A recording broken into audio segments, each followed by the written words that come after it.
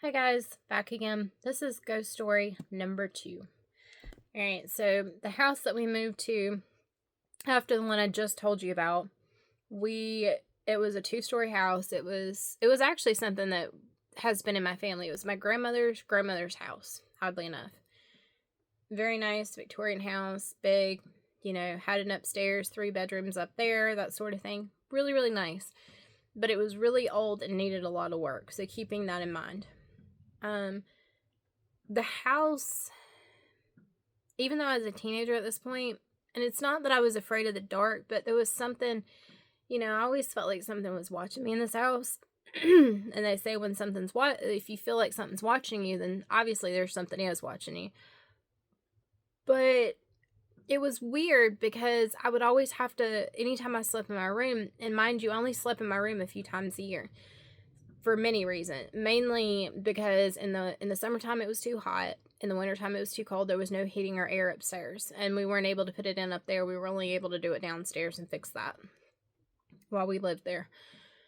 So I mainly slept on a couch, which didn't bother me. It's one of those things. But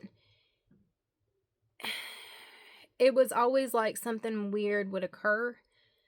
And I can remember trying to put like a tape recorder in this, like, it was weird. It was almost like a crawl space, but it was in the last bedroom behind the door. You'd open it up and it was just really creepy. Like, I couldn't go in it. I was terrified of it. Now I kind of wish I had gone in it. Who knows? Maybe I'll get a chance one day. My brother's dad still owns the house, so hopefully, if, it gets left to my brother, I'll get the opportunity to go back in. But, I put a tape recorder in, and you could just hear all this, like, weird stuff on it. But it was nothing that was clear. It was not, like, a straight voice. So mind you, it's kind of, it could have been anything. It could have been wind coming through the house. I just had to disregard that occurrence. Now, there was a time that I had some friends over, and we were coming down the stairs, and all of a sudden we hear this doorknob shaking. So there's 3, like where the staircase was, there were 3 different doors aside from the front door. You had my mom's room, it was the front room, but we had a pool table in there. Why? Who knows? But we did. And then the other room was like the main living area. So we're coming down the stairs, and we can clearly see this door that's shut. The room the pool table was in was always shut for the most part. I think it was mainly because, like, we didn't use it. We didn't go in there that often, things of that nature. But the doorknob starts shaking, and everybody's freaking out. So I tell everybody, just open the door to the front door, and I'll open it. As soon as I go to open this, I kid you not, a burst of air hit me, and I was frozen for about 5 seconds. Couldn't do anything. And I was like, okay, this is creepy, but again, I can handle it. And I don't understand why, this is happening. But then this is probably months to maybe a couple years later. I really can't remember. My memory's horrible, guys. I'm sorry. But the same room, mind you, my mom in this room, I don't know why, but we had a couch in there too. I don't know how we had a couch in there and had a pool table crammed in there, and I think we may have had 2 couches in there. Who knows? But there was not a lot of room, and pretty much when you go to do, like, your shot with pool pull cue, whatever it is. I can't remember the terminology. Sorry. You'd hit the window. You're lucky you didn't bust out the window. And as far as I know, we never did. I don't even think we ever cracked the window. But we came pretty close, and we'd hit the wall pretty hard.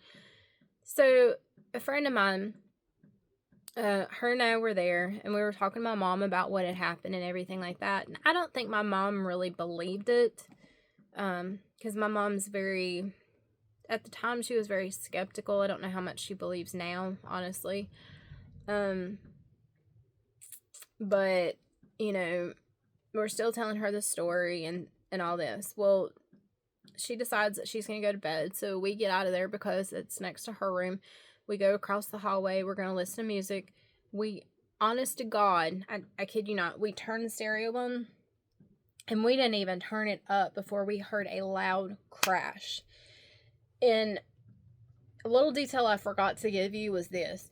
So this little detail is actually important. When we left the room with the pool table, we had both of the pool cues, or whatever they're called. They were on top of the table. And if any of y'all know about in pool tables and stuff, if you put them in the thing, it can't roll off. There's no physicality that it can fucking roll off. I shit you not. We put them on there to where they cannot roll off. The tips of them are touching, and they're like this. We come back in this room after we hear this crash, and my mom comes running out of her room trying to figure out what's going on. One of them is still on the table, angled like we had it. The other one is under the table. Now, mind you, if this thing could have rolled off, it would have rolled off this way. It would not be in between all four of the legs. And I'm telling you, like, I don't know who or what was haunting this house, but my guess is something still is, you know? But, I mean, that was a little bit on the scary side. I know that when we first moved into this house, that my mom, I don't think I stayed there the first night. I think I was a little bit upset about having to move schools and, you know, normal kid stuff. But it was the very first night my mom said that she could smell bacon cooking in this kitchen. And she could hear voices. Like somebody was, like a family gathering. And I mean, it was family that built this house, and it was family that owned this house. And nobody else outside the family had owned it. So, if that tells you, I guess everybody was, I don't know, you could say it was welcome home kind of thing. I don't know, but, you know, she was never scared as far as I could tell. It was, I guess, comforting to her because it was family. But, again, had I known that then, I probably would have been scared shitless. So, there you go. There's you another story. I will say this, I'm gonna add it to this video. The house that I'm currently living in, I do hear voices. My kids hear voices. The last couple nights I've heard somebody say in my ear, "Mommy," and it's not my 6-year-old that is sleeping beside me, and it's not the other two, the older two that are in their rooms. And we've had some weird occurrences in this house. There's a cabinet door that just opens by itself, and it's not like it's not a kitchen cabinet door. It's like a shelving. I'll have to show it in another video.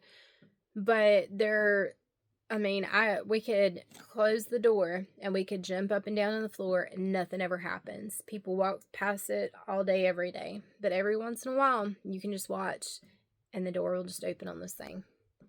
I have a feeling it's because of something that's in the cabinet, but I could be wrong. I'm not 100% on that. But there's you a few ghost stories. So I hope you guys like and subscribe this. I know I'm not very comfortable being recorded. I apologize. So I'm very kind of stiff when I do these kind of things, and hopefully eventually I'll chill out a little bit and be more comfortable is more that I do. So I hope that I can do better for you guys. I promise I'm not always super lame. But I hope to have more stuff for you guys, in the future. Also, I do tend to buy potentially haunted things, so I'm hoping that maybe I can do some videos with some of my spirits. Maybe do a little communication down the road. But that's something that I plan to do eventually. Like I said, if you've watched my previous video, I have a lot going on right now. But I hope to be able to do some more content for you guys coming down the road. So I'm hoping that, we get a little bit more subscribers. I know I'm cheesy as hell, but this is what you get. Love you guys. Bye.